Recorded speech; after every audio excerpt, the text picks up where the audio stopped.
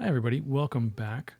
So, I thought I would make a video that may not be really exactly the kind of normal video that I would make on this channel, but I think it fits. So, bear with me for a little bit.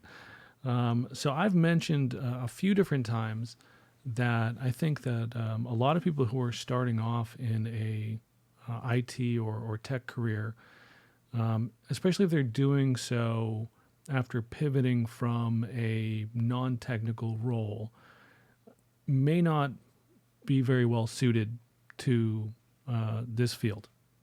Not saying that that's the case with you, but that's something that I've seen a number of times. The incentives to work in tech are pretty significant, especially monetarily. It comes with a certain level of prestige. And I think because of that, it draws a lot of people to it who might not ordinarily be so inclined to work in tech.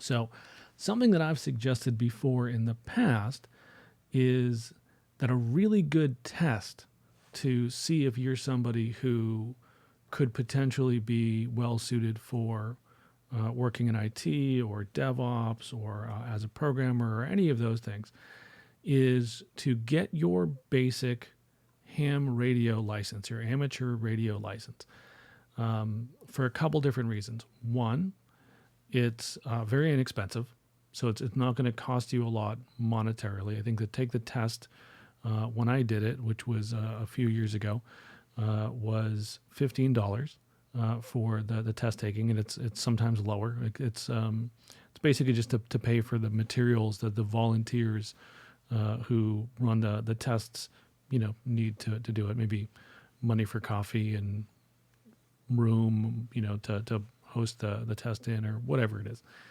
And then I believe the FCC instituted a really small fee this year of like $30 for new licensees for 10 years. So you're looking at like $45 all in to get your amateur radio license. And one of the things that I think is really good about this is you may not be super excited about getting an amateur radio license. You may not be super into radios. You may not have any interest in it whatsoever. And I think actually for the purposes of figuring out if you're going to be somebody who will do well in the tech industry sort of generally, that's actually a benefit, because one of the things that is required of you really at any level above your basic help desk, follow the script that we put together to push the button to reboot the thing level of tech is going to require a substantial amount of knowledge acquisition. The skills that you get when you first enter the industry, generally speaking, are going to be less and less useful as time goes by, right? I'm not doing a lot of Solaris work these days, right? That doesn't come up too much. But being able to acquire new knowledge and new skills, even when it's not necessarily something that you're particularly psyched about learning, is really, really handy. And that's a big part of the job. So I think this is a good example. Now, the other reason why I'm making this video is I saw a video on YouTube where somebody was asking about the relationship between frequency and bands, right? So there's a 40-meter band, there's a 20-meter band that amateur radio operators will use, and they didn't understand the connection between the wavelength and the frequency. So what I thought I would do is basically just kind of walk through that and do it in a way that I thought might be useful for folks to look at, and I thought might be helpful in terms of visualizing it. So what I've got up here is a Jupyter notebook. And if you're not familiar with Jupyter Notebooks, it's basically Python that you can go run in a browser. So you run this in a browser, and then it will generate output basically below the task that you've run. So all I've done is imported two libraries, right? The matplot library, pyplot, and numpy, right, which does your math stuff. I've created a little function, right, called gen frequency graph. It takes two arguments, frequency and sample, and it has a frequency scalar size of 300, which is representing 300 million meters.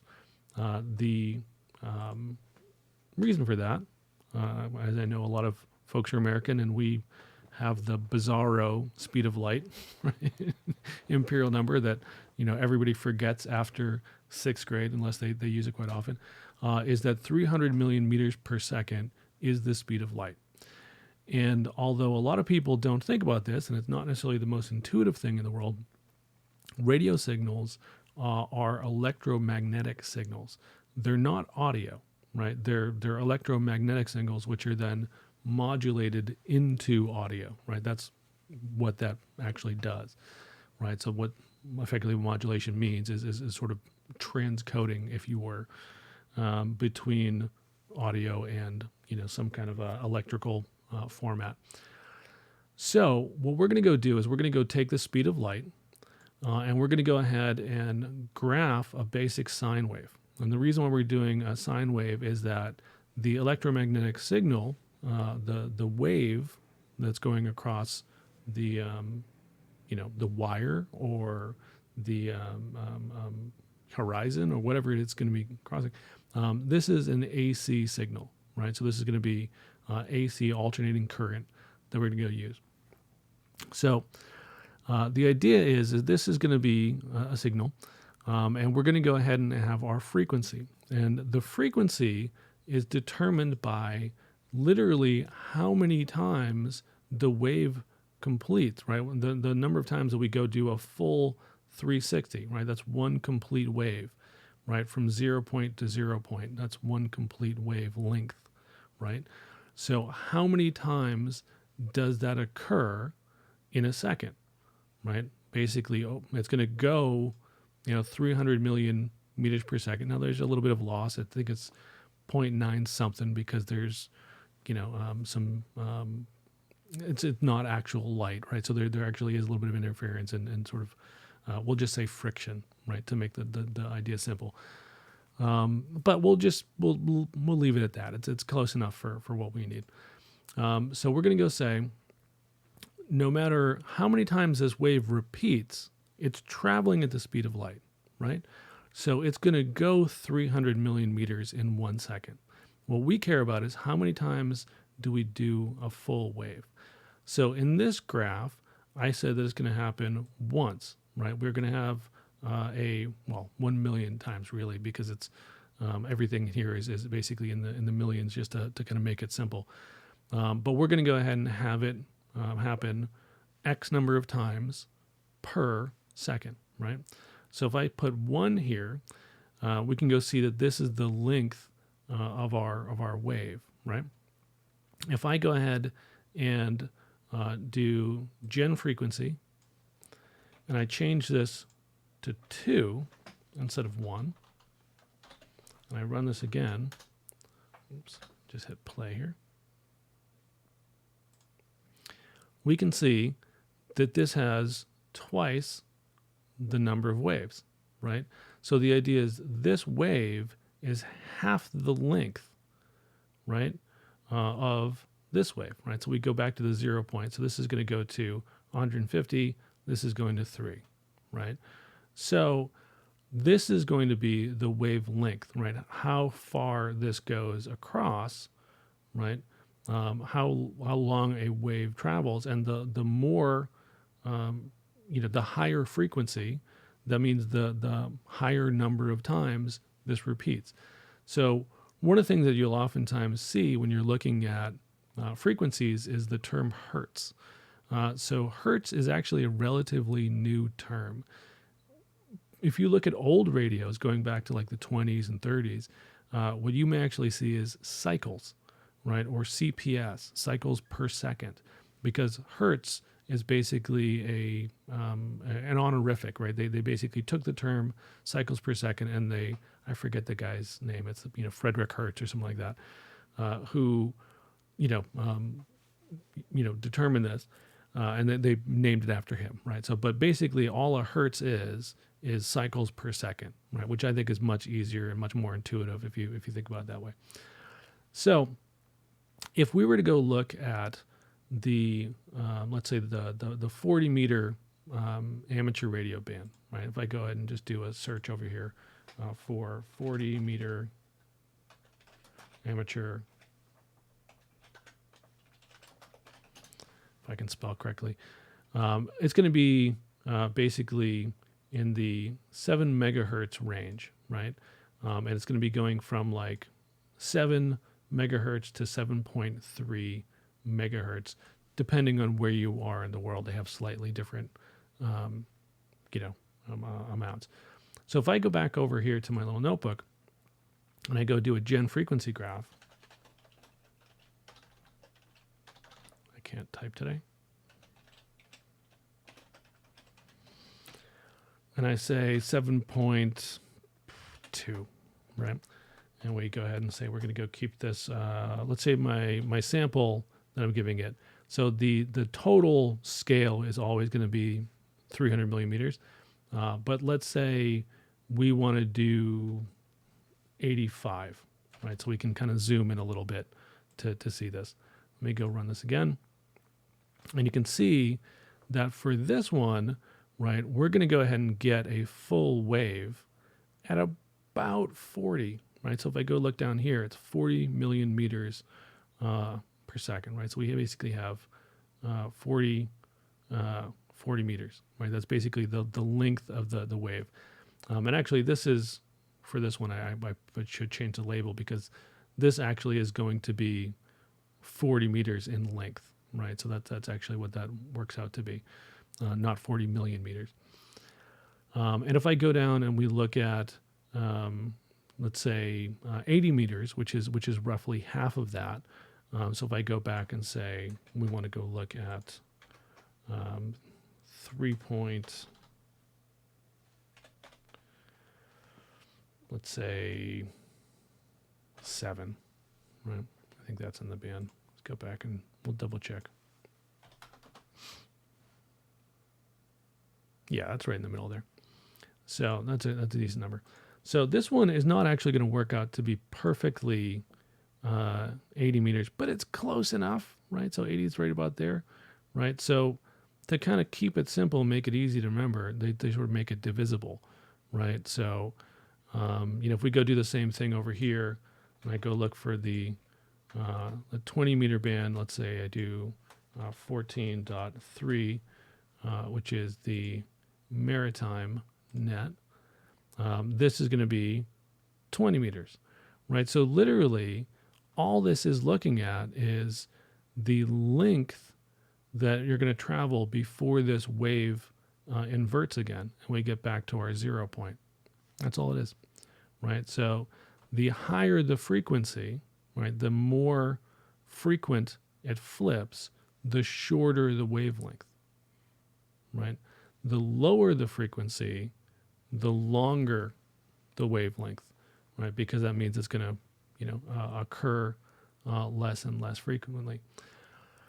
And, this is one of those things where, you need to just kind of learn little pieces of data information like that. And it gives you some interesting things to work with, right? So, this is something that you could throw together. I think that Jupyter notebooks are really nice as a way to display information. They're very simple to get up and running. It's basically just make sure that you have Python installed. You install the Jupyter packages, effectively pip packages, and you're more or less good to go. So really simple. And stuff like this is a really good kind of learning tool in order to kind of validate that you actually kind of know how things work. And, one of the interesting things about amateur radio is it's really open-ended. It's sort of like open source, where, if you get into something like Linux or programming, there's really not like a specific area that you are constrained to. You can kind of go off in any direction with it. So amateur radio is very much the same kind of idea. It also makes you problem solve. So that's one of the other big things that I think is really useful about kind of amateur radio stuff. It is by definition amateur, right? So there is a lot of stuff that you can just go buy off the shelf, but one of the things you can go do is you can go build an antenna. So actually, this is how you would figure out how to go build an antenna. A dipole antenna is a half wavelength. So basically, all you would need to do is figure out what your target frequency is that you're going to be trying to hit. So you go pick something in the middle. So like say we wanted to go make a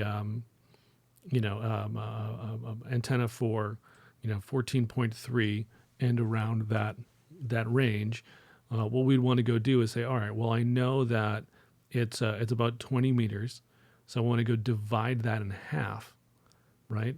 And then I can go ahead and have the total length of my dipole, a dipole meaning two, so there's two sides to it, basically just two wires, and then you would have, you'd cut that in half, and then you could go ahead and make your own antenna, and you're going to screw it up the first time, right? You're going to make it a little bit too long, a little bit too short, things like that, but it will make you problem solve, and try to go figure out how those things work. And honestly, if you're not somebody who can problem solve, tech is not a good career choice for you, because you're going to hit the upper limits really quickly. And that's not a dig. That's not saying that, people who don't have the ability to problem solve are less worthwhile than those who have that ability and can go do that. But what it means is that you're going to be pretty limited in terms of the amount of money that you're going to make. And it's going to be very frustrating to try to work in tech if you're not somebody who is inherently kind of a problem solver. And it may not be the right gig for you. I think for a lot of people, and again, I worry that I kind of come off like I'm discouraging people. That's not my intention. So if you're interested in this stuff and you're passionate about it and you love, Linux or, cloud stuff or programming or whatever, like, please don't think that this is aimed at you. But if you're somebody who is doing this just because you think, okay, this seems like a good, solid, stable career, I think you would be so much better off, being an electrician. You're going to make nearly as much money off the bat, right? Maybe even more money initially, because an apprentice electrician actually makes a decent bit of money.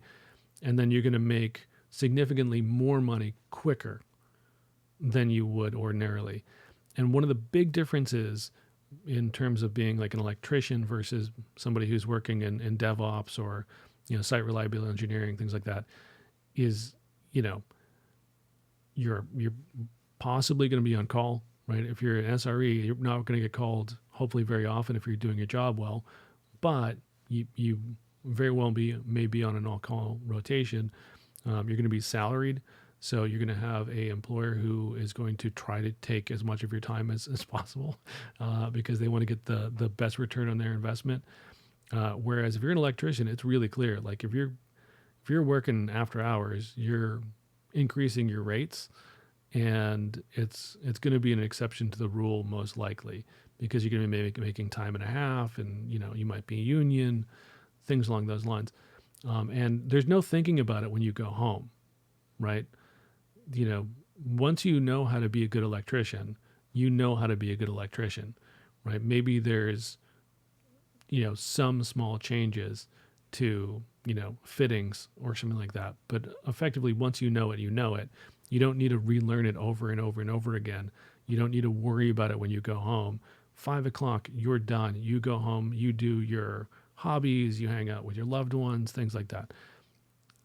Tech, it eats into your personal time, right? So this is something you can make a decent amount of money for, but I always tell people, don't just look at your hourly rate, right? Don't just look at your hourly investment. If you're doing a home lab, if you're doing certifications on the side, if you're self-studying, all of those things need to be factored in when you calculate your hourly rate. And when you take all of that into account, there's a decent chance that you would make more money as an electrician or a plumber or a carpenter. And those can be very, very fulfilling jobs. And I think that honestly, one of the biggest things that keeps people from doing that is a weird, misplaced social stigma that people have, where for some reason they think that blue collar jobs are not as good as white collar jobs, and that's nonsense. That is absolute nonsense. I've met so many people who work with their hands, because that's basically the definition of a blue collar labor, right, or a blue collar worker. So many people who work with their hands who are much smarter than I am, like much, much, much smarter than I am, and they just don't value their skills. I have a good friend of mine who was a mechanic on the Formula One racing circuit. He used to work for Ferrari, number of other kind of things, as a mechanic, and he knew everything about automotive machinery in general, like not just the mechanics of the the engine and the infrastructure that's required to make it run, like everything, the whole, like down to like tires and stuff, and like, and like the chemical impact of different types of rubber on different surfaces and things like that. Really deep knowledge. You could not have convinced him that he was smart, because our society so downplays that kind of skill, and it's really unfortunate. So if you do love this stuff, like, please, by all means, go into tech. You're probably doing it anyway. But if you're not sure, if you think that maybe you want to do this, but you're not really sure if it's for you, like you're one of the people who like computers, but you're not necessarily somebody who's taking things apart, or writing code, or setting up a home lab, or things like that. Even if you are, right, even if you are somebody who kind of ticks all those boxes, go get your amateur radio technician's license. It's cheap. It's pretty easy. Like, really, it's not hard. The entry level license is pretty easy. And this is, I'm talking technician's license because I'm here in the US, but it goes for whatever. If you're in the UK, you can get the foundation license. Canada has their equivalent. It's international. You can get it anywhere you are in the world. And when you do go and interview for tech jobs, it is a interesting, bullet point to have on your resume. It's a really kind of interesting thing. That's cool. You're amateur radio. How'd you get into that? What do you do? And now you've got something to talk about in your interview aside from just your projects. And it also shows that you have a curiosity about technology and how things work, because honestly, most of the people I know who have done well in tech don't just do like keyboard, mouse, type some code in, go home. It's, write some code, work on systems, all that kind of stuff for the day job. And then when they go home, they have a whole other thing, that they're working on, right? Whether that's, a home lab that people put together, or, working on radio stuff or electronics or whatever. Almost everybody who's good at this has some weird technical passion that they are, somewhat obsessed with. And this is a good way to test that, to see if you're, if you get the right personality fit. And I know I emphasize that a lot in my videos, but I think that personality fit is really, really important, and it doesn't get talked about nearly enough. So I hope this was useful. I'm going to shut up now, and I'll see you guys in another video soon, hopefully, unless I slack.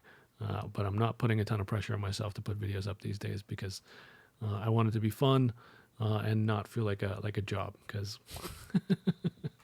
I think I made $17 off of YouTube in the last year or something like that. Although, thank you to my one and only Patreon. I appreciate you.